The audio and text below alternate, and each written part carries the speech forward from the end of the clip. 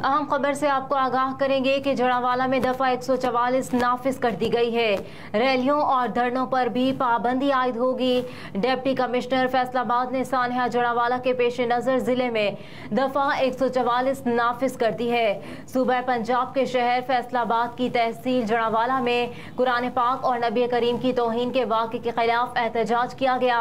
तोड़ फोड़ और जलाओ घेराव के वाक़यात के बाद डिप्टी कमिश्नर फैसलाबाद अली अनान ने जिले में दफा 144 नाफिज कर दी है।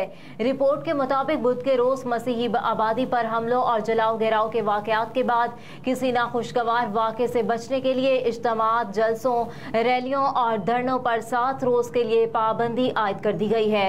जबकि शहबाज शरीफ, आसिफ अली जरदारी समेत दीगर रहनुमाओं ने इस वाक़े की शदीद मज़म्मत की। डिप्टी कमिश्नर ने अमन व अमान की मखदूश सूरत हाल के बायस आज तहसील जड़ावाला में आम तातील का भी ऐलान किया है, जिसके तहत तमाम सरकारी और निजी इदारे भी बंद रहेंगे।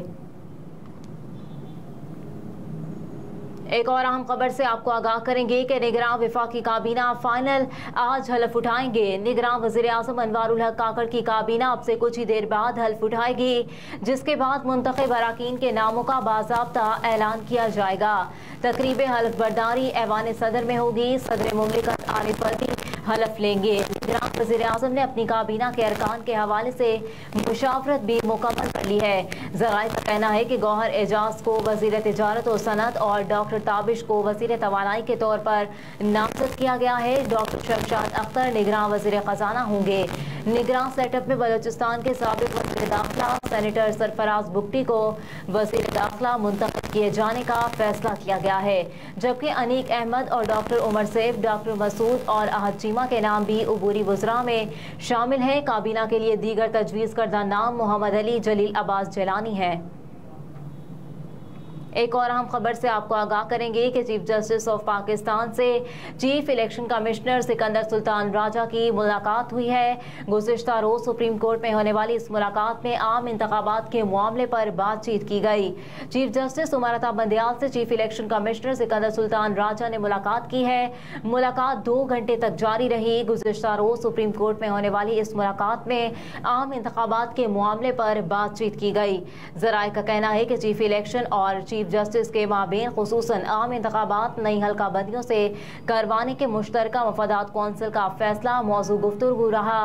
गुज़िश्ता रोज़ आम इंतखाबात 90 रोज़ में कराने और नई मरदमशुमारी के इजरा की मंजूरी का मुश्तरका मफादात कौंसिल का नोटिफिकेशन मुअत्तल कराने के लिए सुप्रीम कोर्ट में आईनी दरख्वास्त दायर की गई थी। एक और अहम खबर से आपको आगाह करेंगे कि गुजरनाला मुतासरीन को 2 माह में अदायगी का हुक्म। वज़ीर आला सिंध के खिलाफ तौहीन अदालत बरकरार रहेगी जब तक निगरान हलफ नहीं लेता।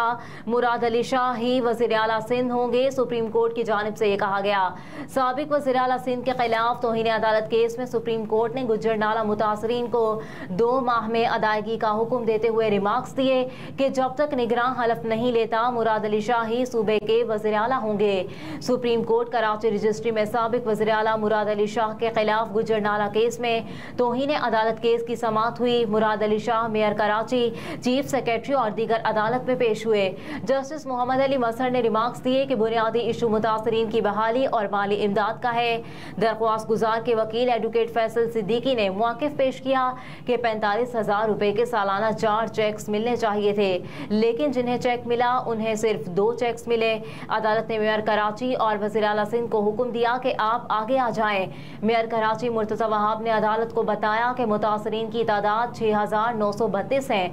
मुतासरीन का ताल्लुक गुजरनाला, महमूदाबाद और अंगीनाला से है।